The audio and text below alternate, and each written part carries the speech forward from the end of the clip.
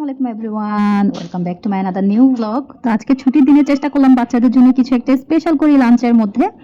তো স্পেশাল করতে যাই তো আমি ধরা পুরাই, কেননা চুলায় বাসায় গ্যাস থাকে না। তো যেহেতু শুক্রবারও ছিল, গ্যাসটা একদম ছিল না, তো ভাবলাম যে ইলেকট্রিক চুলায় বসিয়ে দিই। তো ইলেকট্রিক চুলায় বসিয়ে দিয়ে আমি আরও বিপদে পড়ে গেলাম। ইলেকট্রিক চুলায় তো রাইসটা হচ্ছিলই না। আমি কোনো রকম চুলার ভিতরে কোনো রকম কাগজ টাগজ দিয়ে কোনো রকম রাইসটা বয়েল করে নিয়েছিলাম, কিন্তু রাইসটা বয়েলটা করেছি ঠিকই, কিন্তু আমি পরে যে রাইসের সাথে মিশ্রণগুলো ভেজিটেবলগুলো দিয়ে একটু মিক্সড করব ওই সুযোগটাও পাচ্ছিলাম না।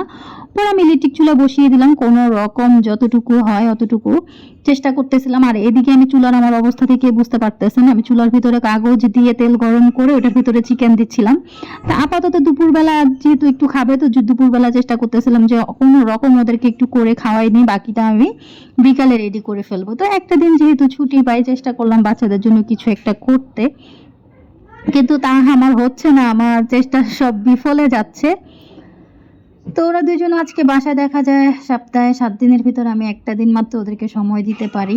তো ওরা দেখা যায় আমার সাথে সাথে ওরাও অনেক সাফার করতেছে। তো আপনারা সবাই আমার বাচ্চাদের 2টা বাচ্চার জন্য দোয়া করবেন, যেন আমার সাথে ওরাও যেন লাইফে সাকসেস মানে হতে পারে। এত কষ্টের পরে দেখা যায় ওরা দেখা যাচ্ছে স্কুলে একা একা যাচ্ছে বা কারো না কারো সাথে যাচ্ছে, তো ওরাও আমার সাথে সাথে হয়রানি হচ্ছে। তো আমার বাচ্চাদেরও যেন আল্লাহ ধৈর্য বাড়িয়ে দেয়, ওরাও যেন লাইফে কিছু হতে পারে, লাইফে যেন সাকসেস হতে পারে। সবাই আমার 2টা বেবির জন্য দোয়া করবেন, বেবি আর আমার জন্যও দোয়া করবেন, আমি যেন একটু আর্লি একটু ভালো কিছুর মুখ দেখতে পারি বা ভালো কিছু আমাদের লাইফে আসে, এরকম কিছু। তো সবাই বাচ্চাদের জন্য দোয়া করবেন। ওদের জন্য তো আমি যেরকম পেরেছি ওরকম ফ্রাইড রাইস চিকেন রেডি করে ফেলেছি। তো বিকালে নাস্তা কি দিব সেটাও আপনাদের সাথে শেয়ার করবো। তো আমাদের জন্য বেশ বেশি দোয়া করবেন। আল্লাহ হাফেজ।